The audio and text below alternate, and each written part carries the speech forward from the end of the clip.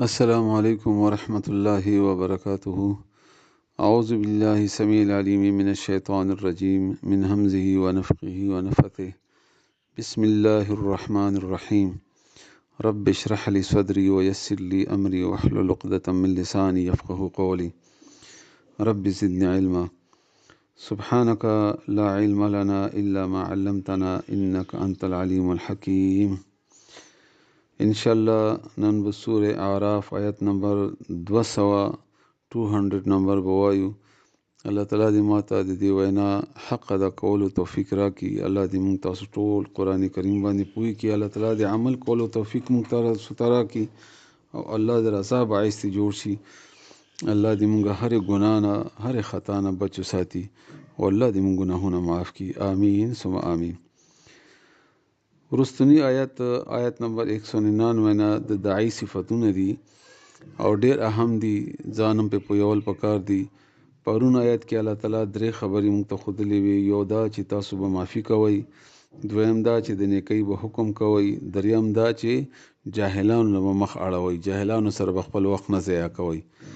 اوس الله تعالی څلورمه خبره ښایي چې کله ته جاهل سره مخامخ شي، تا چا سره بحث مباحثه شوله یا چاته د دعوت ورکړو، یا مثلا مشرک دی یا کافر دی یا بدعتي دی یا نور داسې، نو هغه به تا ته غصه درولي. اصل کې هغه غصه شیطان درولي، تا ته شیطان وسوسې اچوي.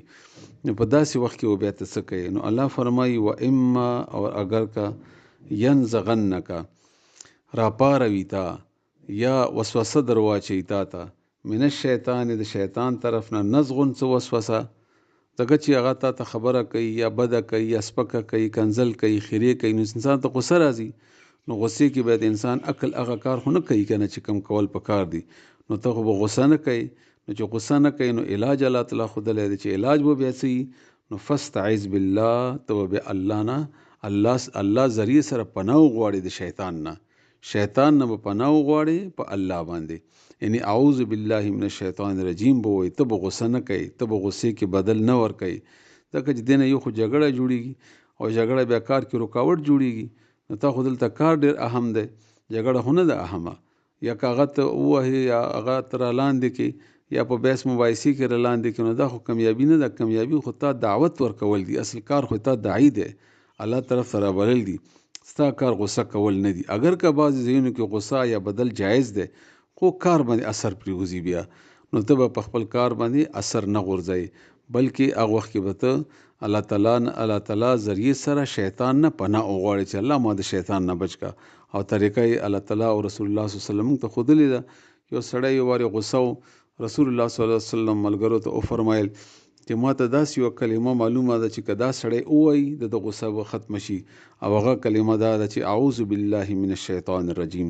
دلته هم الله تعالی فرمایي چې کله شیطان وسوسه درواچي چېرې د دا زیاتیا وکړو، د داسې ولې وکړو، دا ما سره بد وکړلو، ما ته کنځل وکړل او ما خبره یې وانه اورېدله او دا خو پلانی دی او ډینګی دی، نو د وخت کې به ته ووایې چې اعوذ بالله من الشیطان الرجیم. شیطان به تا ته غصه درولي او ته به شیطان نه پناه غواړې د الله په ملګرتۍ سره. انه بشک هغه یعنې الله تعالی سمیع اورېدونکی هم دی. یعنې ستا د اعوذ بالله تا د شیطان نه پناه غوښتل او تا د کیفیت او د مقابله او د خبرې دی چې کوي دا ته چې کوي دا ټول نه الله خبر دی. دا هر څه الله تعالی ته پته ده، اورېدونکی دی الله، علیم او پوه هم دی الله تعالی په دې باندې. نو ستا د خبره، ستا د بحث مباحثه، ستا شیطان نه پناه غوښتل او ستا د خبره د الله د پاره معافي کول، دا ټول الله ته معلوم دی، الله ته پته ده.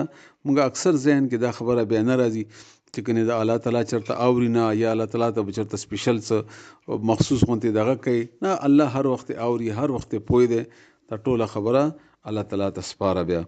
نو و اما ینزغنک او که چیرې راپاروي تا یا وسوسه واچوي تا ته من الشیطان د شیطان طرف نه نزغن څه وسوسه، فاستعذ بالله، نو ته پناه وغواړه په الله سره، د الله ذریعه سره شیطان نه. انه بشک هغه یعنې الله تعالی سمیع اورېدونکی دی، علیم او پوه دی.